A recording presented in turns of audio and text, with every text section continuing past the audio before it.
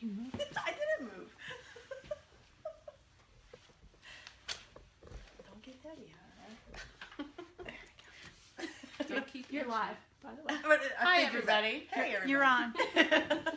But nobody's watching yet. Always wait until at least you get logged on.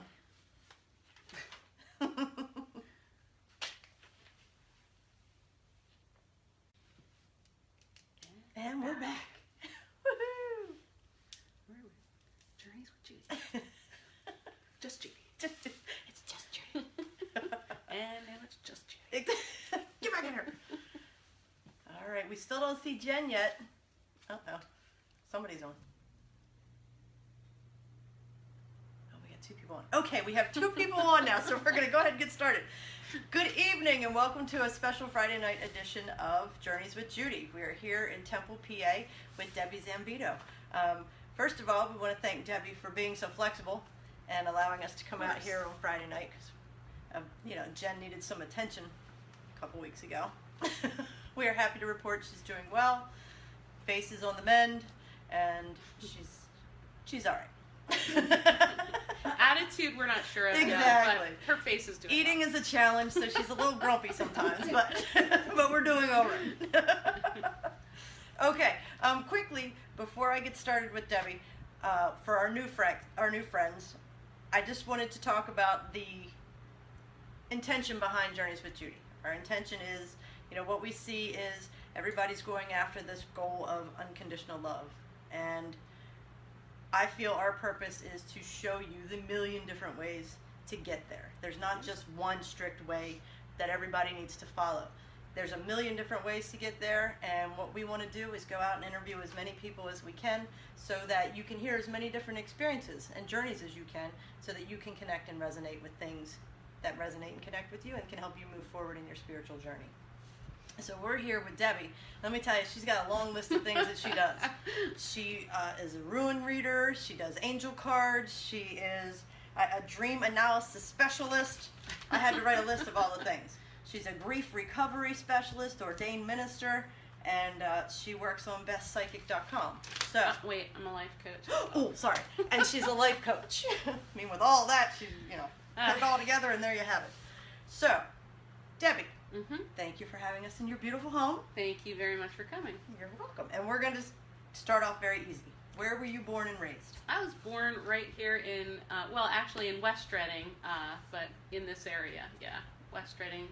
And I grew up, I was here all my life. I moved, in my early 20s, I moved to Colorado for a blink and to carry on and have some fun and, but quickly I came back. Had a little too much fun? A little too much fun. All right. Yeah. So, nothing wrong with that. No, it was a good experience. It was a good experience. Good. Do you have any siblings? Yes, I have one sister, and she's 2 years younger, and her name's Susan. And I'm very blessed to have her because she has 4 children. So I have 2 nieces and 2 nephews. So yeah. Now is she local? She stayed local? Yeah, she's in Ole, Pennsylvania. Okay. So yeah. Great. Yeah, she's. I'm grateful because we weren't really very close growing up. When we were younger, like very very young, we were pretty close. But as we got older, we're completely opposites. Right. So it's good to have her close because of the kids, and we have a whole different relationship now. So that tends to happen when you get older. Yeah, we still pick on each other Of a course. lot, and she still accuses me of beating her up and torturing her as a child. But The funny thing, I have an older sister and I have a younger sister, and everybody assumed, because I walked around like the tough guy, that I could beat my older sister up. Oh yeah. Mm-hmm. She was freakishly strong. She kicked my ass in a heartbeat, but everybody assumed I was the ass kicker. Mm-hmm. No, it's Karen. Anyway, so do you spoil your nieces and nephews something terrible? Not as much as I could, but yeah, when I'm with them, I rile them up for my sister, and then I'm like, I gotta go. See ya. Bye-bye. Yeah, they're all yours. Yeah. I have fun. That doesn't cause any tension at all. No, none at all. I like to wind them up. I get like into my childlike mode, and then it's trouble. Yeah. I have to go or I get kicked out. Ah. Yeah. Now, how old are they? The kids? Yeah. Oh, God. It's a wide range. Oh. One is completely done with college. She just graduated from Temple about a year or so ago. Oh, wow. The second oldest is graduating from high school this year. And then the two boys are 11 and 6. Oh, Yeah. Okay. That is a wide range. Oh, yeah. Well, she had her last one at 40, and it was a surprise. A blessing. But he's my child. He's my mini-me. Oh. Doesn't look like either of them. I don't know how that happened. Oh, no. He does look like me, unfortunately for him. But, Stop it. Don't say that. Yeah, he acts like me, too, so Yeah. she's got her hands full. But. We'll talk about those 20s later. Another edition, Another folks. edition. Another edition. All right. How would you describe your childhood? My childhood was interesting because I had a very different upbringing in the fact that my mother and my grandmother truly raised me. My mother and my father got divorced when I was about 4, so I didn't really have a good relationship with my father. We had joint visitations, and long story short, my father abused me as a child. So that was the bad part of the childhood.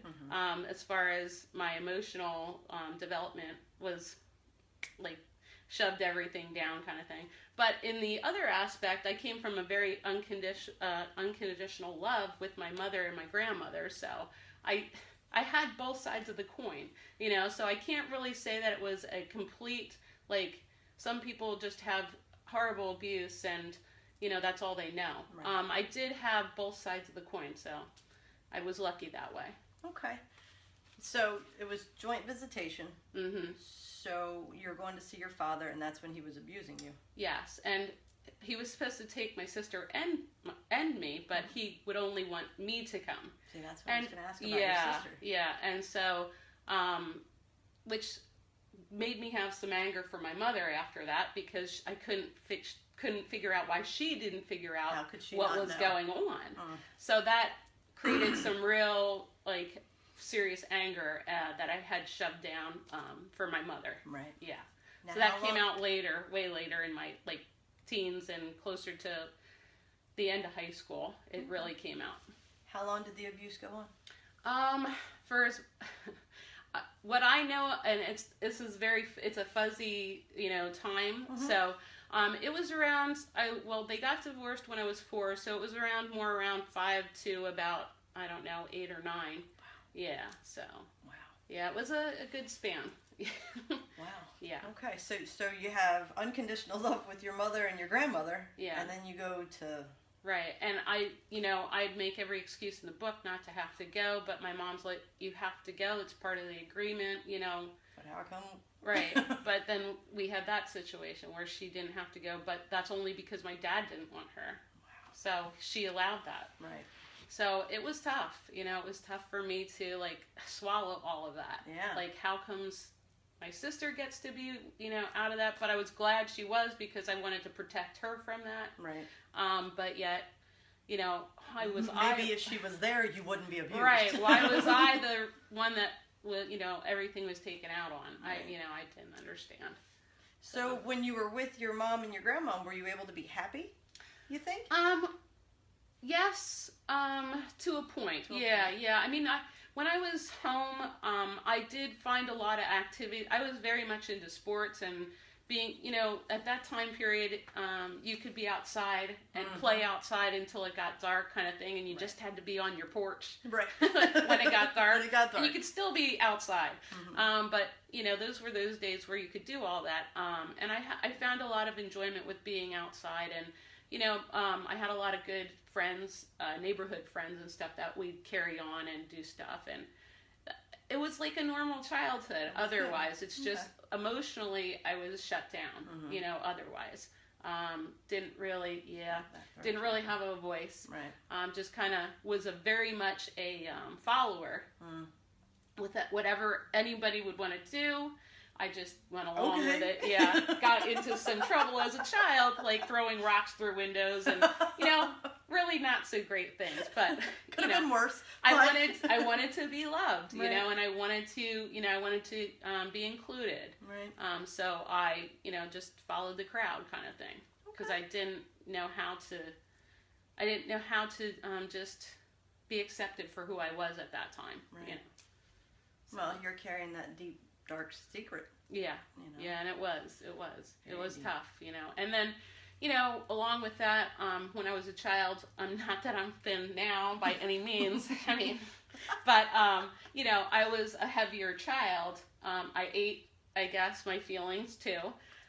So then I was bullied with that stuff, and, it just made it more shoving more down and just trying to up that... not be noticed kind of thing. It was very Isn't that much odd?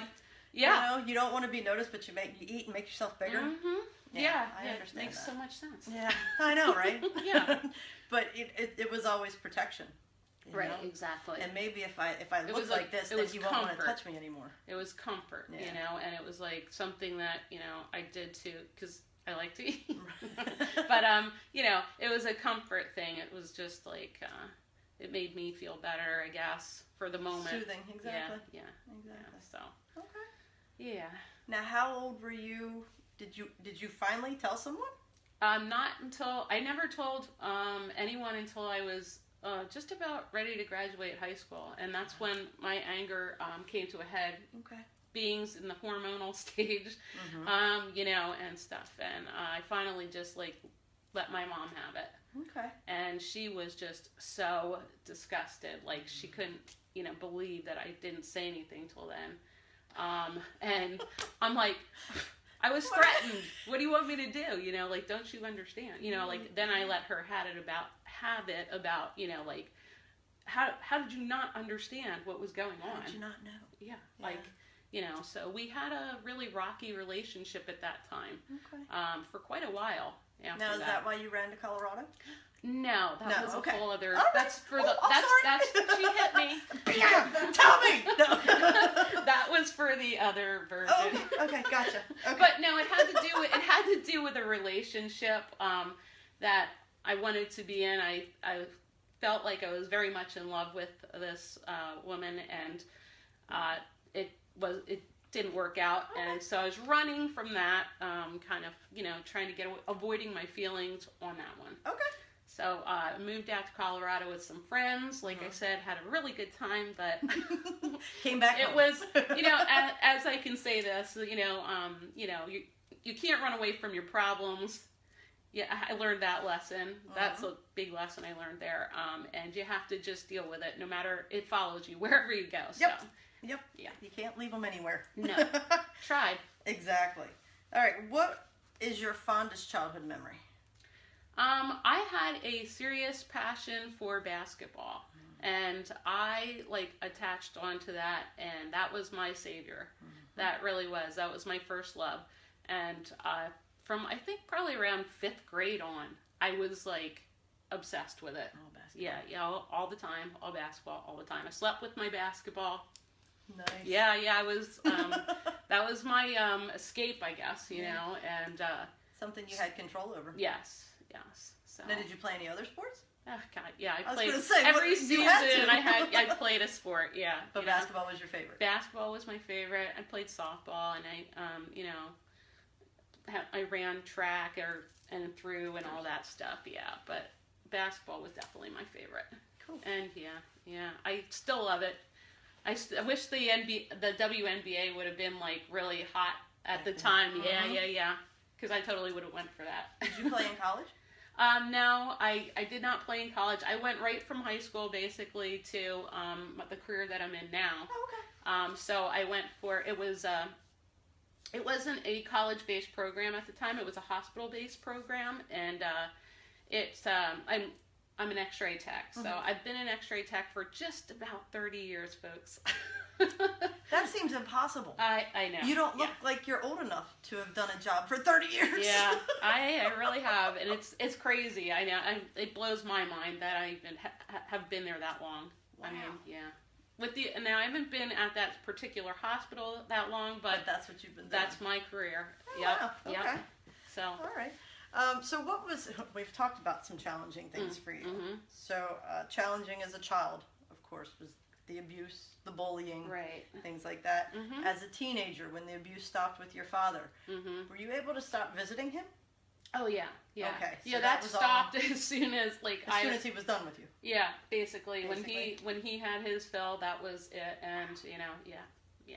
Okay. So So as a teenager, you're not dealing with that anymore. No. So what was your challenge then? so now I'm really angry. Mm-hmm. I'm seriously an angry child, and now coming into being a young adult, I was really lost. I didn't really know who I was, and where I belonged, and how, what my purpose was, kind of thing. Even making the career choice to go into X-ray was like, whatever, just, I can do that. yeah, that sounds great. It's like Sign me up. guidance counselor says, hey, what about this? Yeah, sure, that's great. So All right. that's where I ended up. I did, had I not been so, closed off like that and would have cared a little more, I could have gone to, I had, scouts come from St. Joe's University and stuff for track and stuff like that, and basketball, but I never, no, I never dealt with it. So it's just like, no. So I went into X-ray, and I got into a lot of, again, in my 20s, I got into a lot of trouble I had so many guardian angels, I can say that, because I got into a lot of, not bad scenes, but just being out of control, really. Risky behavior. Yeah, just drank a lot. Okay.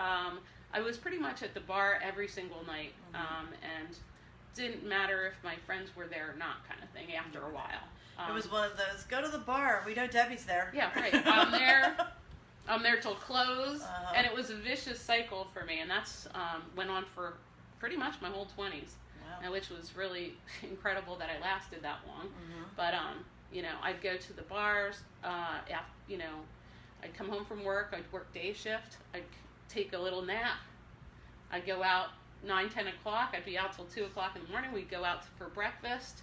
Come home, take a couple hour nap, go to work, and it was a vicious cycle. Wow. Yeah, and I don't even know how I survived that, because now I'm in bed at 8:30. So We're gonna keep her up late tonight. Yeah. So, your young adulthood that you're talking about, at what point did you realize you were gay?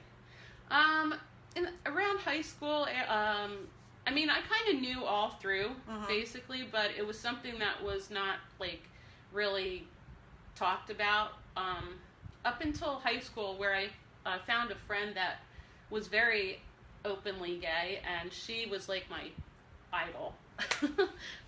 Because she didn't care. She just was herself, and it was such a cool thing to see somebody just being able to be themselves and using, she was everything that she was. That's what I wanted to be, and that she embodied. And I just, so I really didn't come out in high school. It was more after high school that's when it kind of was like, okay, I have to do something about this. This is not something I can hide about myself anymore. So was it something where you came out to your family, or did you spend your 20s at the bar trying to drink all that down? Yeah, well, no, I did, my mom did, I did tell her, but it was something that was so, she didn't want to acknowledge, kind of thing. Gotcha. Like I said, we grew up very religious, and that was just something that wasn't, there must be something wrong with you because you were abused by your father. Right. This is why, you are turned out the way you did. Right. So she prayed for me, and, pray the gay away. Yeah, exactly. Basically. Oh, sorry. That's okay. And so, that was kind of not really talked about or anything like that, but I still felt, I did tell my parents, my mom, and I consider my grandmother, my parent. And, my family did know, but again, it was not something that I brought girlfriends home or anything like that. Right. That was all, keep it in the back. Yeah, basically. Gotcha. Okay. Yeah, so. All right, so you make it through. What made you stop going to the bar every night?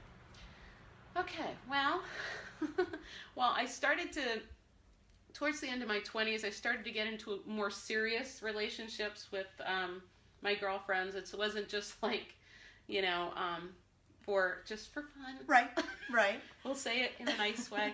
But, you know, I started to want to have a relationship with my girlfriends where I would just, you know, look more for something more serious. And so I always dated people that were older than me. And maybe that was because I was looking for, you know, someone to take care of me and show me the way kind of thing. Right. Because I just didn't know who I was. But yeah, towards the end of my 20s, I started to get into more like serious relationships. And I started to really, not really see the patterns yet as to what was going on with me, how, you know, I would pick certain people, but just, I was in a different mindset. It was starting to get exhausting, and I was, you know, I just couldn't do it anymore. It was just, the universe was trying to get me to go in a different direction. I was going to say, there's a different way. Oh, yeah, yeah. You can't do that forever, folks. But, you know. Okay, so you're trying to figure yourself out, so that was challenging. What is challenging for you now, today? Now, it's challenging is to be patient with the progress.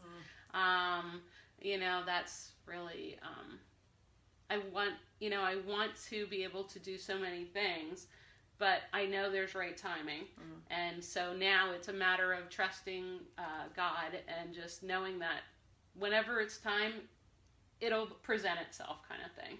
And just to also challenging to just be in the present moment. That's you know, because I try and, you know, like I said, I want to do so much for so many.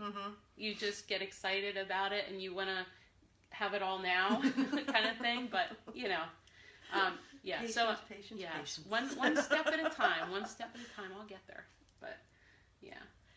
Okay, so let's start talking about your spiritual journey. Okay. So you're riddled with anger. You spend your 20s trying to keep that anger down. And 30s, I'm still in. I'm making progress with my relationships as far as length of time being in them, but I'm still not behaving like in a healthy way. I'm not able to express myself or know how to express myself and have good communication in those relationships, so they're failing, you know. And so, you know, the last relationship, I'll jump to that that I was in before I married Tammy. Was a really good relationship, but I didn't know how to accept love. I didn't know how to.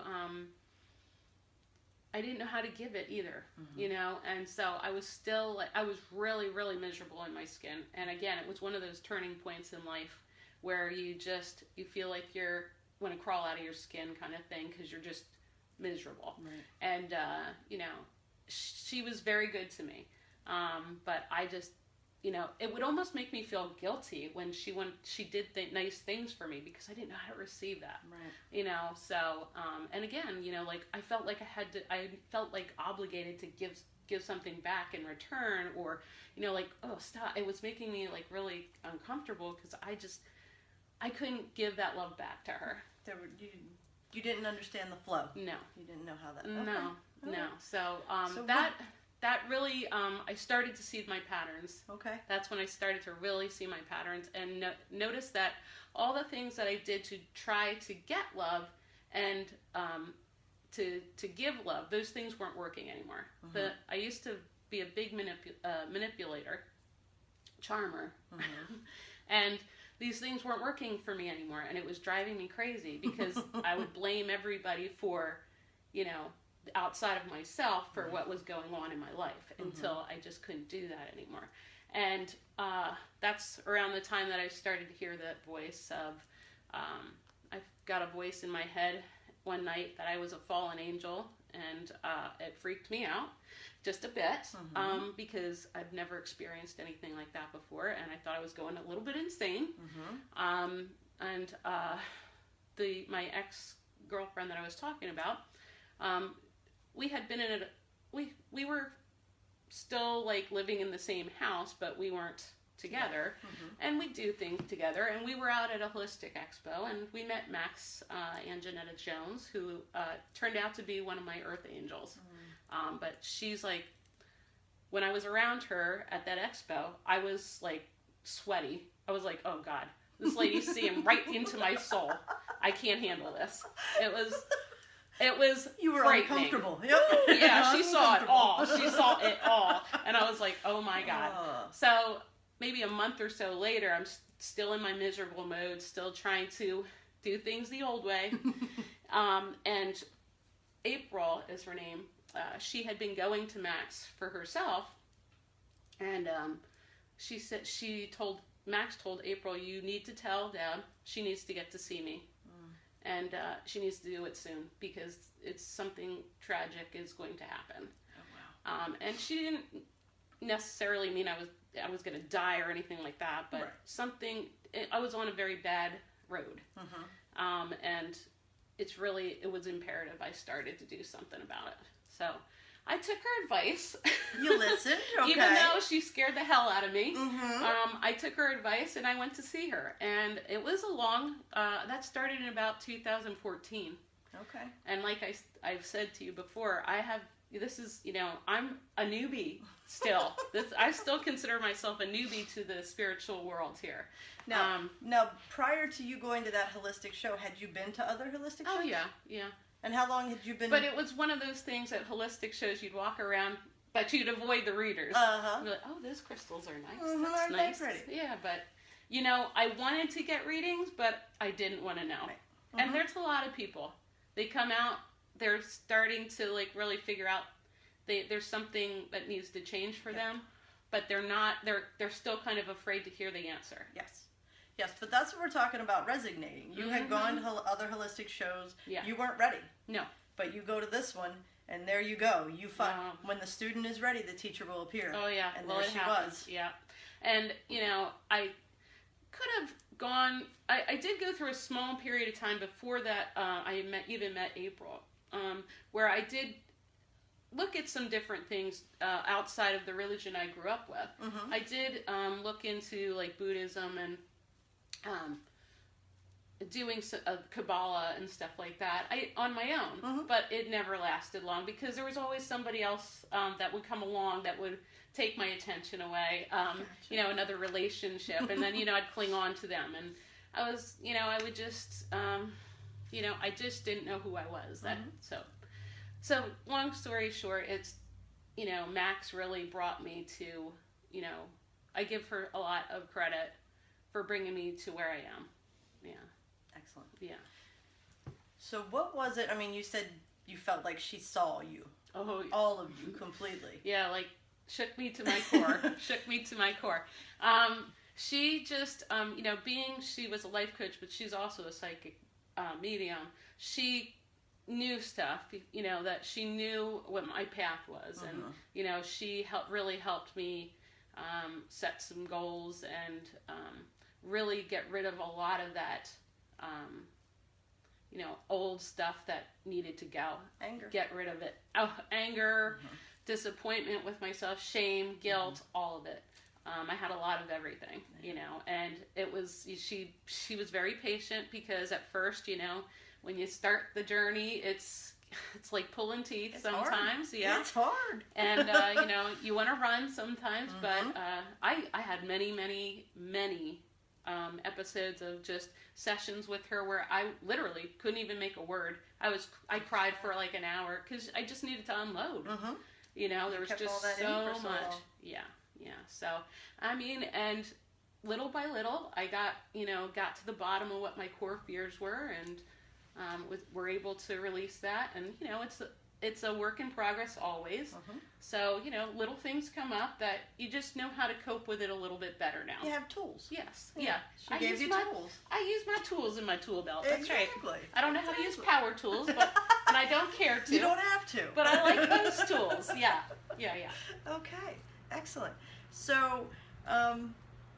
2014 is when you started with her. Mm-hmm. Do you still work with her currently? I do. You do? Yeah, on occasion, not as much as I used to. I used to literally, I think, go there once a week or once every 2 weeks. Yeah, Because when I started mine, it was once a week. Yeah, it was necessary. I mean, very much so. I mean, I could stray off like that if you didn't keep Real a leash easy to on go me. back.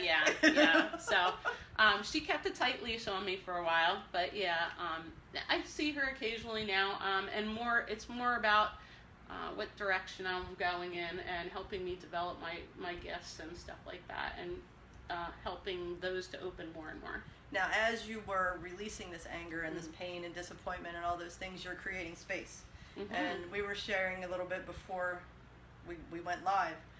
What happened as you were opening and creating that space? What happened to you? Yeah, when you start to open up like that, yeah, and be careful what you wish for, folks, because I asked for, all of my abilities to be turned on, and that's what they did. They turned them all on. At once. And it was quite frightening to the fact that they got turned back off, because I was hearing lots of, I don't know, it's like a crowd. Being in a crowd, the voices were just, they're all trying to talk at me at the same time. It was just crazy. I couldn't hear a thing other than just like what you would hear if like a concert let out and people were talking. It was crazy. It was loud. Or I'd get these scenarios going on where I'd be asleep and all of a sudden I hear gunshots outside, like right outside my window, and I could swear that somebody was being killed outside, and literally nothing's going on. So yeah, I was getting. But it was very real to you. Oh yeah, I was low crawling into the other room to make sure I didn't get hit by a stray bullet. Yeah. It was quite interesting. Yes. So. And she helped you know that you're not insane. No. You're not crazy. Yeah.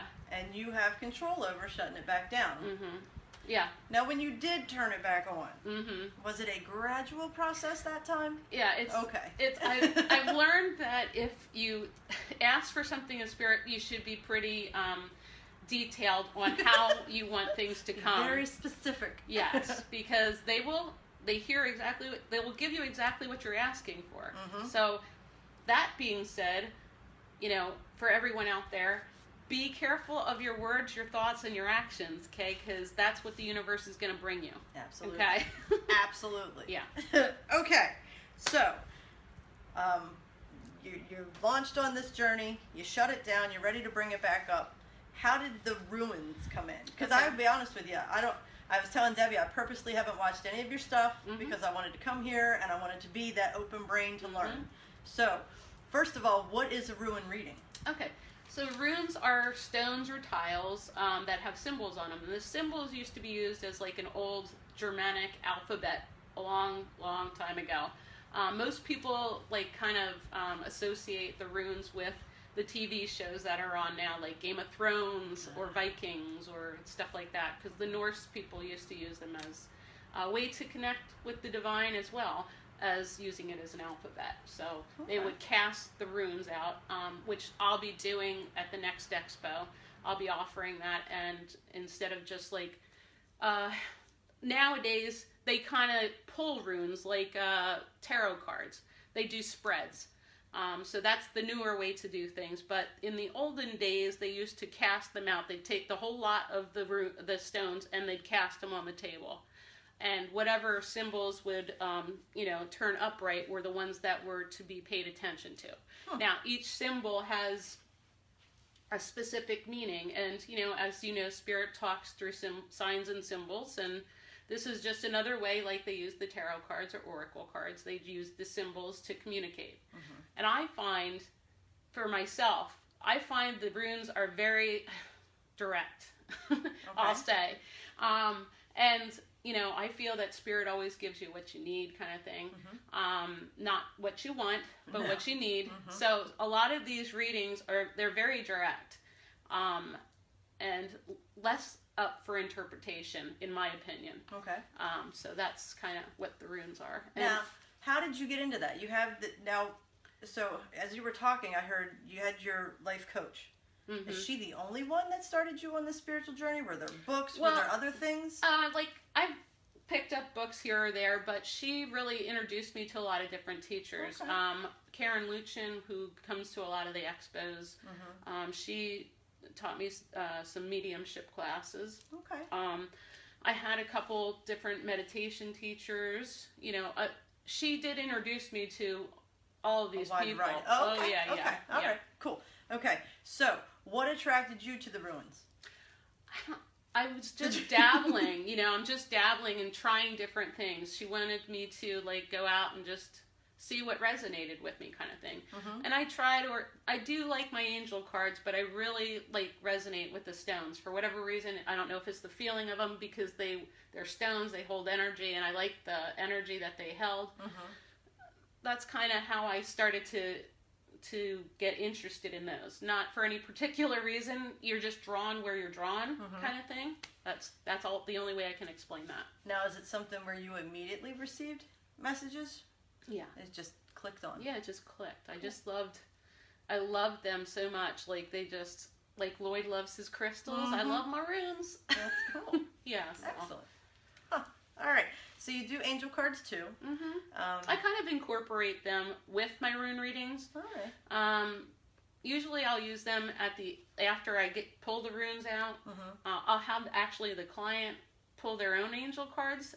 They can pull as many as they want, because I like, with the runes also, it's a little different than tarot cards, because I don't need to know if there's a specific question. Okay. That's for them. But if they want to concentrate on a specific area of their life that they want guidance on, that's fine. I don't need to know that, because it comes out. I was going to say, Spirit tells what they and need that's to why know. I also, between that and them pulling their own cards at the end, they're like, so like, especially for some of the skeptical people. Yes, they're like, oh, wow. Okay. Yeah, that's not you. I said, yes, I'm just the conduit. Exactly. As I've explained, yes. But they're so amazed by that. It's just, I like to let them pull them usually. That's cool. Yeah. What's up? Lloyd says, hey, what are you saying about me? That you have a slight problem, honey. That's all. It's not a crystal problem. addiction, but you're in It's a perfect place now. Exactly. I know. I'm a counselor. I can help you.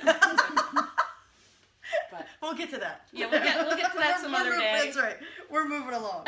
Okay, so you do the ruins and the angel cards. You're also a dream analysis specialist. What is that? Okay, well, I call myself a specialist because what my dreams, during all of the time period where I started emptying out and I started to open up again, a lot came in my dreams. And I had to really, it was like a blueprint for my life, and I thought it was the coolest thing ever. I learned a lot about my past lives. I learned a lot about the direction I'm going in. You know, like at that time I was going in.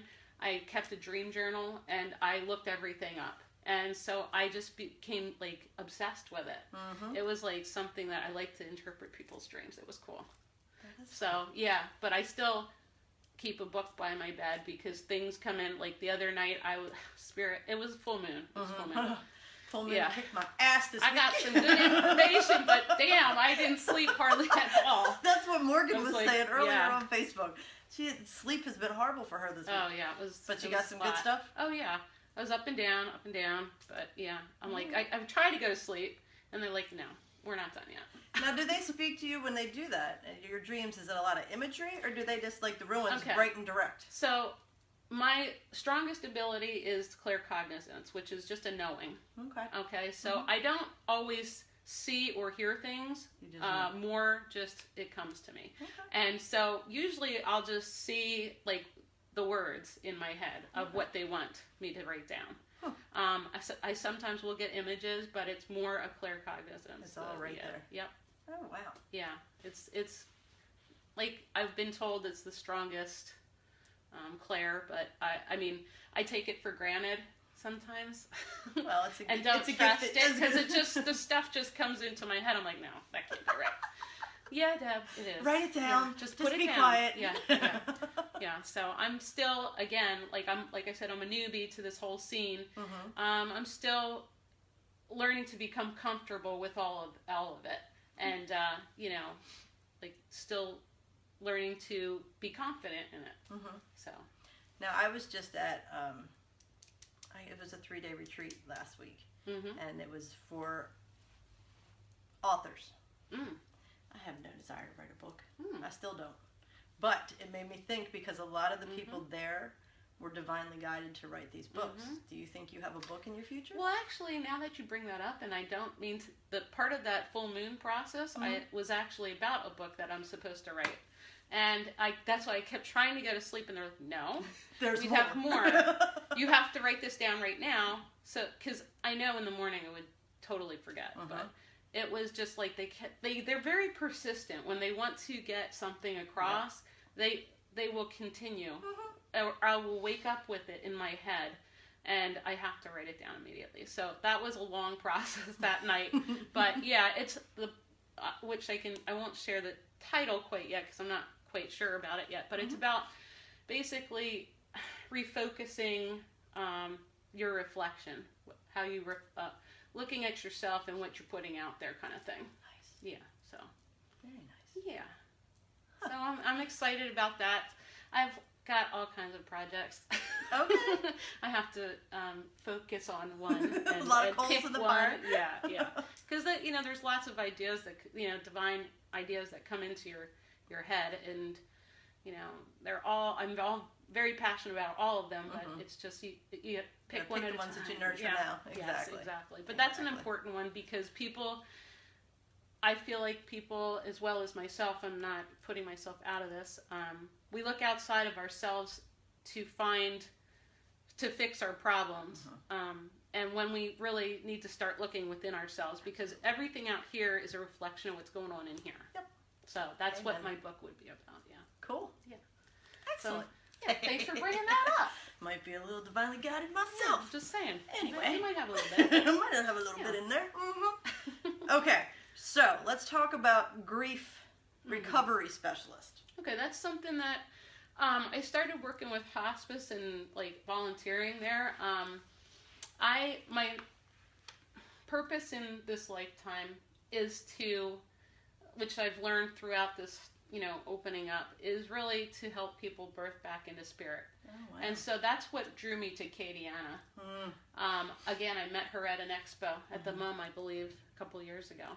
And I was like, I bought her books, and I was like, oh my God, this lady, this is my teacher right here. Yeah, I was like, this is my teacher. If there were any teachers that I needed, it was her. Now, she was the one that scared the shit out of me. Oh, yeah, yeah. Well, the first time I sat in that circle, I was a little afraid, I'm not gonna lie, but it turned out all right. Oh, yeah, it's all good. Yeah, she's something. She's a blessing to this world, and I hope that she reaches as many people as possible as well. She has a way about her. That crystal shop is she's doing readings there weekly. She's teaching classes. And Katie says, girls, I'm listening. Oh, God. Oh, God is right. Hey, this is not the hot seat, okay? That's right. We are not in your hot seat Even though it's hot in here, it's not the hot seat. You're both amazing. Aw, and right back at you. All right, so let's go back to the grief recovery specialist. So, because, now they have a thing they're called death doulas. Is that something similar? No. This is more, and that's what I, eventually want to be able to sit with people that are actively dying and help them cross over. Yes. That is my purpose. It's a beautiful gift. It is. I've had the honor of sitting with many family members. Oh, yeah. And it's a gift. People don't understand how much death is a gift. About being with the actively dying and all the things that you learn that we take for granted. Absolutely. And it is truly a gift. But the grief recovery specialist program that I went through was, I believe, in 2016. And I did that all on my own. I wanted to start really getting, this country is about titles. And so, I got ordained I did a lot in 2016. You were a busy lady. I was a busy lady, yeah. I got ordained in 2015. I got my life coaching certification in 2016. I did my grief recovery in 2016. I was Reiki attuned. I did all kinds of stuff. But the grief recovery was very important to me because I really wanted to understand how to help people through their grief. and that are still here, that are you know, not just the people that are crossing over, but the people that are left, that are, you wouldn't believe, on my show on Thursday nights, how many people come on there, and we like, my last show was talking about being stuck or in a rut. How many people are just so stuck in their grief? And it's really, if you think about it, you grieve a lot of things. It's not just the loss of a loved one. There's 40 plus different ways that you can look at loss. Okay, you know, just divorces, ending of a relationship, a move, anything, any of those things. We take those things for granted. Like my childhood, loss of trust. That's a loss. Innocence. Yeah. You know, and so that we were not equipped, at least I wasn't, as a child, to deal with any kind of loss. It was very, so sad and depressing and, oh, how are we going to move forward kind of thing. It was not like celebration like there is in other countries. When someone dies, they're moving on to, they're birthing back into spirit, and that's a celebration. But we don't see that like that here in the United States. No. So we weren't taught how to deal with grief. So it just seemed like something that I could really relate to, having had some loss in my life, and I could help people to work through. So it was very important for me to go through that, and I enjoyed that course a lot, and learned a lot that I really had no idea. Like I said, it was about emptying out emotions, all that stuff, and learning how to live with the memory of someone that you've lost without being stuck in the past. You know, in the sadness, yes. being able to move through, and still having those fond memories, and not being able to, and not, you know, getting stuck in the loss part of it, the end of life. Right. Yeah. What you got? Megan's asking, can you describe the process of assisting those that are birthing into spirit? Well, since I'm hoping and praying that all of my abilities will be wide open at that point, and I will be able to, my grandmother is one of my angels, my guardian angels. She will be assisting me to bring those people that are crossing over, the loved ones that have already passed over into spirit. My grandmother will be bringing them forward for me so that I can connect them, so they can feel at peace and know that they're going to a good place. And a lot of people still believe that they're going to go to hell, and that's not true, in my opinion. I should say that, but you know, to give them that comfort, to know that they're going to be leaving here, but they're still going to exist. And a lot of people don't understand that as well. So connecting that soul with the soul family. Exactly. So they're at peace, and they feel that love on the other side, that they want to be able to go. You know, that they don't have any regrets here, or, you know, anything left undone. Fighting to stay. Right. Stay in that bodysuit. Exactly. That they're not going to just stop existing. You know, that there's something more. Okay. And then in that, you said you want to work with the people that are left. Right. So in that process, how are you going to help the family as well? Hopefully they'll be there when that's all occurring, but to help them to, you know, that in itself will help them move forward, because they will see that process. Peaceful. Yeah. And it's, and knowing that they'll be able to still speak with their loved ones as they do now, you know, in the physical, and that they hear them and they're with them for all those wonderful moments in their lives, and to continue to speak with them and know that one day you'll be joining them as well. And you know, there's no, death is just the death of the physical body, and helping people understand that. Okay, so I have a question for you. What's you're speaking more of like a hospice type care. My best friend's son, who I consider a nephew, was killed in a car accident. How would you help her? Okay. So, yeah. It's very specific, I know, Okay, and I'll pay you later. Yeah, I was going to say, whatever, free advice. Sorry, I was going to have you do a ruin reading. No, whatever. I didn't bring him down here specifically. No. No, to to help somebody like that, where you're it's a dealing with gone. a tragic death, you didn't get to say goodbye. You know, again, you can still speak to them now, even though they have passed. Yes, that's a difficult transition for a parent or just a loved one to have such a abrupt, you know, ending like that. They and have a lot to of be people open to the idea. Right. Of being able Right. to. If they're So- not open to that, then there's not much you can do, is there? Right. Now, I kind of helped them through this program that I went through. It's like a 7-week program. But you know, a lot of this too, you have to be willing. Right. You have to be That's willing the big and thing. understand that, you know, you will still have time periods in your life, throughout your life, that you're going to get sad. And it's okay. And it is okay. Grieving, you know, there is no time period on grieving, and everybody's grief is unique and special because every relationship you have with someone is unique. It's not ever the same as the next person. So, you know, just to help them to understand that you can still live your life, and, you know, you have to know that there is a reason for everything in life, even the tragedies. And it's, again, a learning opportunity. And it's hard to see that when it's your child or something, you know, especially if it's a baby or, you know, somebody, you know, had a baby die. And how do you explain that to them? You can't. You just have to know that there's a divine reason for everything in this world. People are placed here for a certain amount of time. Yes, we have free will, but, you know, when it's your time, it's your time. Whether you're a child or you're an adult, it doesn't matter. And they're here for a certain length of time for a reason. And, you know, maybe they came and they signed a soul contract with you to just help you to learn a specific lesson. And maybe that was only for a couple days. Maybe it was for 80 or 90 days, 90 years. You know, you don't know.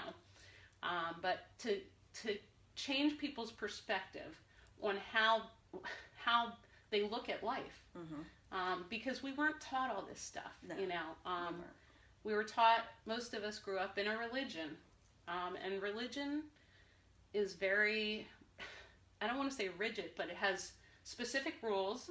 There's no open-mindedness. This is how it is. And I'm not putting any specific religion down or anything like that, but I believe religion is man-made. And, you know, God didn't create religion, man did. So that was for control. But that's my opinion again, folks. That's your opinion. That is your... But, so, yeah, I mean, it is difficult to work with people that are in that spot. And I have had many people come on my show about, you know, their son was killed by a drunk driver or this, that. You know, it's difficult to get them to realize, you know, that this is the process. The process is, you know, there is divine timing. And everyone's here for whatever time they're meant to be here for. Right. So. Okay, so you have all these certifications. Yeah. They mean so much. I was going to say, does that give you confidence? No. Does that make you feel And see, better? Does that... to me, if it was up to me, that doesn't mean anything to me. Life experience is more what I pull from, more than anything. That's where I got most of the wisdom that I have, is through my own life experience. Okay, so you, like you said earlier, your certifications were there. You felt like you needed them to validate what you were That's doing. for this country. You need something. They want to see a title behind your name, Right. or they don't want to talk to you. Exactly, they don't get it. Exactly. You know, as an energy practitioner, I hang on Reiki. Right. Because people are they starting know that. to, yes, Right. it's more familiar now. So you say energy practitioner, like, huh? Yeah. Are you Reiki? Oh, I've heard of that. angelic light weaving? Exactly. What? What are you talking about? Yeah. Exactly. Exactly. Right. Okay, so when somebody comes to you, it's not like you put on your grief counselor hat. You use all your All of tools. it, all encompassing. Exactly. I use everything that's in my tool belt, you know, that I know about, to help them through it, and the divine guidance that I receive while I'm talking to them. Fantastic. Yeah. And that's what it's all about. Yeah. And that's what we do. I mean, we continue to heal ourselves, but we're just grabbing tools everywhere we can get them. Yeah, absolutely. Awesome. I mean, yeah, and I continue to want to know more and more about different things, and, you know, more titles will come up maybe, but, you know, author maybe at some point, but... I'm feeling it. Yeah, you know, but who knows? I mean, the possibility. I don't leave anything out. You know, Limitless. Right, exactly. Limitless. Limited abundance in this world. Yes. Yeah. Okay, so how did you become a reader on the bestpsychicsite.com? Well, Max Anjanetta Jones is part owner of that, but I had to interview for it and I had to read for it. So, yeah.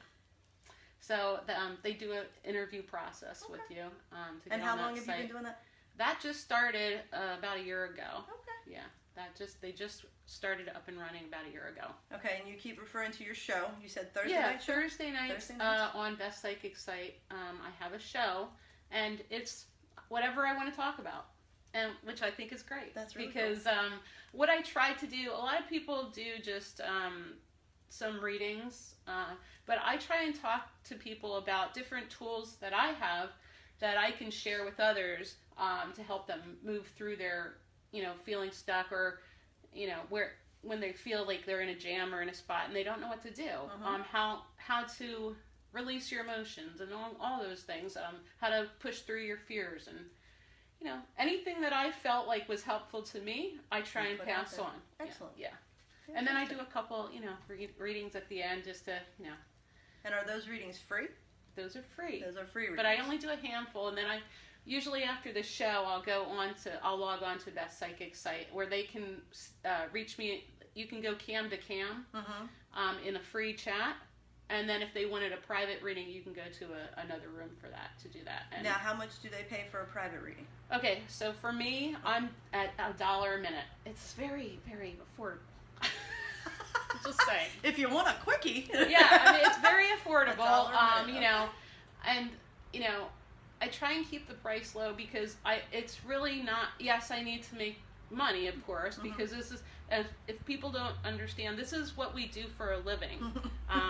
But yeah, I keep it low because I'm here to help people, and I genuinely feel like I do with the feedback that I get from my shows. Right. So I'm happy with the the people that come on, and they if I just give them a little seed of wisdom that they can hold on to, I'm happy with Exactly. that. You pass on a tool. Right. Fantastic. What do you find most that people are searching for these days? They're really searching for a connection with spirit, and they really just want to be loved, and people just are so lost right now. There's so much change going on in the world, and they're being, I don't want to say forced to change, but they are. I mean, like across the board, there's big changes going on, and the reason I feel so honored to be in the position I am is because I can help these people find their way. I really want to help people find their way because it was so freeing for me. And, I just wanted to be loved as well and learn how to really find that within myself so that I could give that out. And that's the key right there. Yeah. Everybody's looking for the external, like you said. You have to be able to love yourself. Once you can love yourself, everything else starts to unfold. Absolutely. And I mean, if I could get one thing through to people, that would be it. Because that's where it all starts. Because stop pointing the fingers. Just stop. Because I mean, I used to do it too, but stop doing it. You have to look here. Yep. So. Absolutely. Do you have any events coming up that you'd like to share with us? I sure do. I have 2 in November. I have Inner Peace Holistic Expo in Hamburg, PA, and that's November 3rd and 4th. And like I said, I'll be doing not just the rune spread readings, but I'm going to be doing some rune casting if you want to come out and see what that looks like. And then the following weekend, November 10th, I will be at the Inner Light Expo, and that's at the Coventry Mall in Pottstown, PA. So, excellent. Yeah. And people can find that information on your Facebook page? On my Intuitive Readings by Debbie Zambito Facebook page. You can find it there, and usually on Thursday nights at the end of my show, I'll put it on the end of the feed. All right, great. So, do you have any pearls of wisdom for our friends that are newer? Yeah. Pretend like you're talking to my dad that doesn't get it. Any pearls of wisdom? Okay, pearls of wisdom. First thing I have to say about any work on yourself, I guess, is be gentle with yourself. It's so hard to do the work if you're abusing yourself. Forgive yourself for whatever it is that you think that you need to, be forgiven for. And please, be gentle with yourself. You're going to take 10 steps forward and then 4 steps back. That's part of the journey. So don't get discouraged. Be persistent. That was the other thing I wanted to say. Mm-hmm. Be persistent with, wanting to move out of the spot that you're in, but just be gentle with yourself. Yeah. I always say if it was easy, everybody would do it. Oh, this is hard work. Right? It's hard to dig deep inside and figure out how you've screwed up and then forgive yourself for it. Yeah, once you really get down deep in there and you see all the things, wow. Yeah. It brings you to your knees, folks, but you know what? It also it's so freeing. I was going to say it liberates you. Oh, yeah. God. I can't suggest it enough to people to look within yourself, because it has changed my world 180 degrees. So absolutely, yeah, it really has. All right, Jen, do we have anything? Nope. Megan says, "Thank you, Debbie." Thank you, Megan. Appreciate it. Look forward to meeting you sometime. Yes. All right. Well, I think that's it for tonight. All right, very that good. was fantastic. Thank you for coming. Thank you so much. This was awesome. We wanted to let you know next Wednesday there will be no show. There will be trick-or-treating with my daughter, with my 13-year-old daughter. I think it may be our last year. Yeah. Sadly, yeah. But so no show next week, but we will be back the first week in November. And thank you so much for joining us. Katie says, "Thank you, Debbie. Wow, what a bright light." Oh, thank you, Katie. Thank you so much. You as well. No, all right. Bye. Bye-bye. Don't forget y'all are awesome.